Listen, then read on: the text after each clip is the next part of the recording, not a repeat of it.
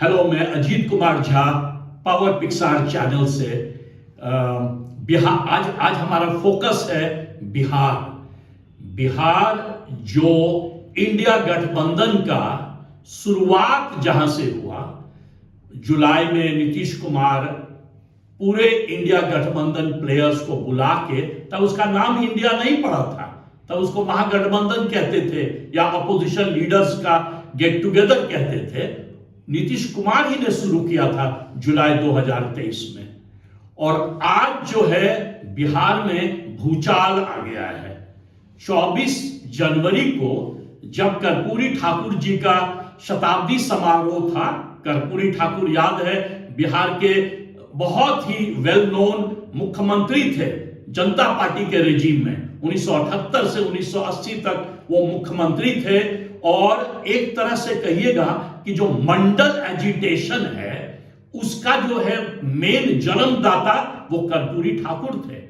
तो उनका शताब्दी समारोह हुआ। और शताब्दी समारोह किसने किया? तो बीजेपी गवर्नमेंट, मोदी जी का बीजेपी गवर्नमेंट ने किया।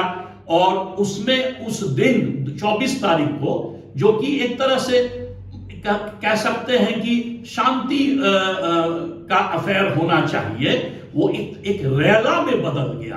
पूरा पटना में लाखों के संख्या में जेडीयू के फॉलोअर्स, लीडर्स चारों तरफ रोड पे दिखाई पड़ रहे थे। क्यों?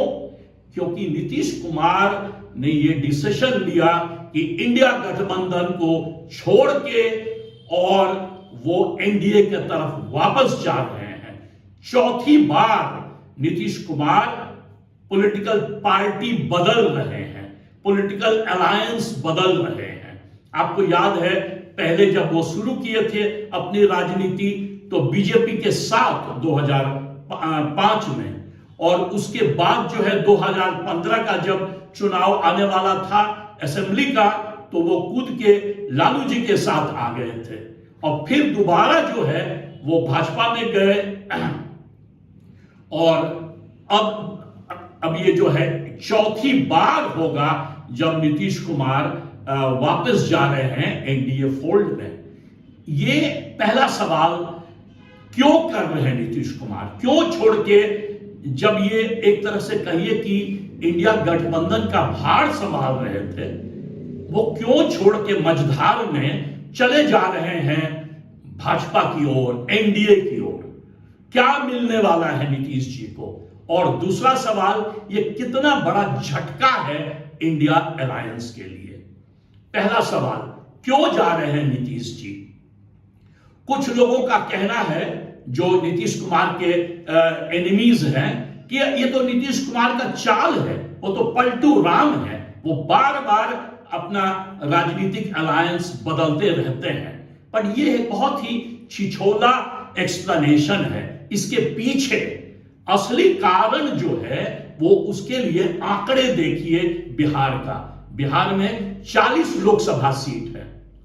पिछले लोकसभा चुनाव 2019 में नीतीश जी और नरेंद्र मोदी प्रधानमंत्री दोनों एक साथ थे। जेडीयू और बीजेपी का अलायंस था। 40 में से 39 सीट इन लोगों ने जीता था। राजद, जो बिहार का सबसे बड़ा पॉलिटिकल पार्टी है, उसने 0 सीट जीता, एक भी सीट जीत नहीं पाया 2019 के लोकसभा चुनाव में। और कांग्रेस सिर्फ 1 सीट जीता था। तो इससे मतलब एक तरह 52% वोट लोकसभा में जो मिला था पॉलिटिकल पार्टीज को, वो एनडीए अलायंस को मिला था, नीतीश जी और बीजेपी को।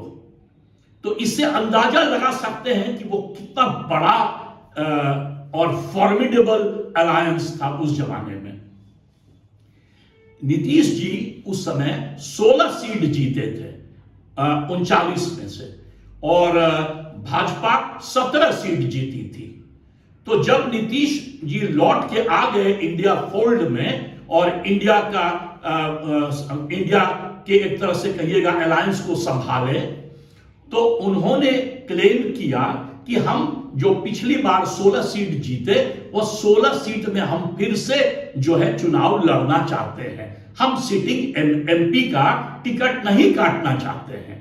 राजद जो पिछले बार 0 जीता था, उसको उन्होंने कहा कि आप भी 16 पर लड़िए, तो 16 16 32 बचता है 8, उसमें 6 कांग्रेस पार्टी और 2 जो है वो लेफ्ट अलायंस को दिया गया, माले, सीपीआई, सीपीएम को।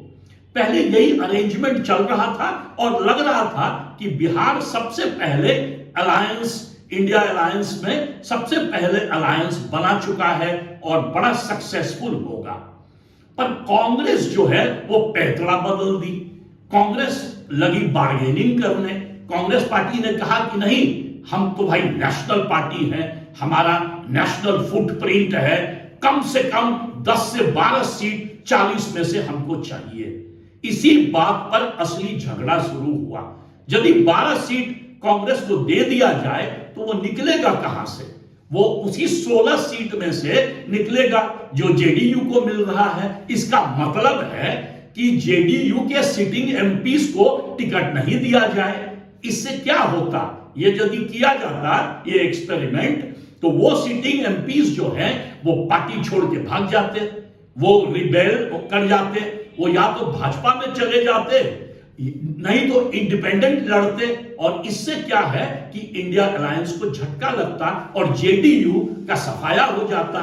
इस कारण नीतीश जी बार बार कांग्रेस पार्टी को उन्होंने कहा कि हम देखिए छोटे पार्टी हैं, हमको 16 सीट लड़ने दीजिए। आप बड़े पार्टी हैं, आप 300 सीट लड़िए। बाकी मध्य प्रदेश, राजस्थान, छत्तीसगढ़, यहां तो कोई और पार्टी है ही नहीं, सिर्फ भाजपा है, कांग्रेस है। आपके पास तेलंगाना है, आपके पास आंध्रा है, आपके पास बाकी भारत है, वहां पर आप लड़िए जितना सीट लड़ना है। पर हमारा ये 16 सीट पे कॉम्प्रोमाइज ना कीजिए। पर कांग्रेस ने नहीं माना और इस कारण जो है नीतीश जी को डर था कि जेडीयू टूट जाएगा, बिखर जाएगा। तो उन्होंने डिसाइड किया कि फिर से वो दोबारा जो है एनडीए में चले जाएंगे। उससे क्या फायदा होगा? नीतीश जी मुख्यमंत्री रह जाएंगे 2025 तक। कम से कम डिमांड है नीतीश जी का कि हमको मुख्यमंत्री रखिए। अलायंस बदल जाएगा। अलायंस जो है वो जेडीयू और आरजेडी का ना होके अलायंस हो जाएगा जेडीयू के साथ बीजेपी का। और जो नंबर्स है असेंबली में भी वो इतना है कि वो आराम से जो है गवर्नमेंट चल सकता है। भाजपा के पास 78 एमएलए है, जेडीयू के पास 45 एमएलए, यानी कि 123।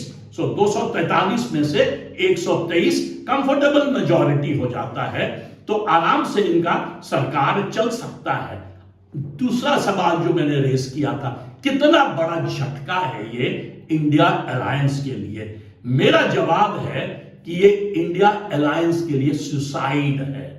इंडिया अलायंस लड़ाई के पहले ही मैदान में लड़ाई हार चुकी। 40 सीट इधर से यदि उधर हो जाए तो जो पहले कैलकुलेशन था पिछले चुनाव में, याद रखिएगा, भाजपा 303 सीट जीती थी 219 में और एनडीए करीब 253 सीट जीता था। लोगों का अनुमान था कि बिहार में इंडिया अलायंस कम से कम 40 में से 30-35 सीट जीत जाएगा इस नए कॉम्बिनेशन में, यानी कि जेडीयू, आरजेडी, कांग्रेस और लेफ्ट पार्टीज। पर अब ये टूट गया। दोबारा जब नीतीश जी उधर चले जाएंगे तो ये कॉम्बिनेशन भाजपा और नीतीश जी का उतना ही स्ट्रांग हो जाएगा जितना 2019 में, और हो सकता है कि 40 में से दोबारा वो 39 सीट जीत जाएं। तो ये करारा झटका है इंडिया अलायंस के लिए। और इसमें जो है मैं ब्लेम डालूंगा कांग्रेस के लीडरशिप पे। आप 1 मिनट सोचिए, जब राहुल गांधी असम से बंगाल में आएंगे तो ऑलरेडी ममता बनर्जी, तृणमूल कांग्रेस की मुख्यमंत्री, ने डिक्लेयर कर दिया है कि बंगाल के सारे सीट में हम अकेले लड़ेंगे, हम कांग्रेस के साथ अलायंस नहीं करेंगे। क्यों? क्योंकि कांग्रेस वहां भी डिमांड कर रहा है कि हमें मैक्सिमम सीट चाहिए। जब बिहार राहुल गांधी का न्याय यात्रा पहुंचेगा तो नीतीश जी उसमें नहीं रहेंगे। और हो सकता है जिस तरह से अखिलेश यादव यूपी में और अरविंद केजरीवाल का पार्टी पंजाब में एक तरह से कहिए कि कांग्रेस पर गुस्सा दिखा रहा है, जब जब भारत जोड़ो न्याय यात्रा यूपी या पंजाब की ओर जाएगी तो वहां के भी टॉप लीडर्स अलायंस के, इंडिया अलायंस के, कांग्रेस के साथ राहुल गांधी के भारत जोड़ो यात्रा में सम्मिलित नहीं होंगे। तो ये एक तरह से मेरे अनुसार पूरे गेम को बदल दिया है, जिसको अंग्रेजी में कहते हैं गेम चेंजर। जो लग रहा था कि भाजपा अलायंस, एनडीए अलायंस को अच्छा चैलेंज दे सकता है इंडिया अलायंस, वो पिक्चर खत्म हो गया। चुनाव के पहले ही ऑलरेडी लग रहा है कि Bhajpa alliance, NDA alliance Nitish ji के साथ स्वीप कर जाएगी और मेरे अनुमान के अनुसार 300 से 350 सीट इंडिया एनडीए अलायंस जीत जाएगी 2024 में।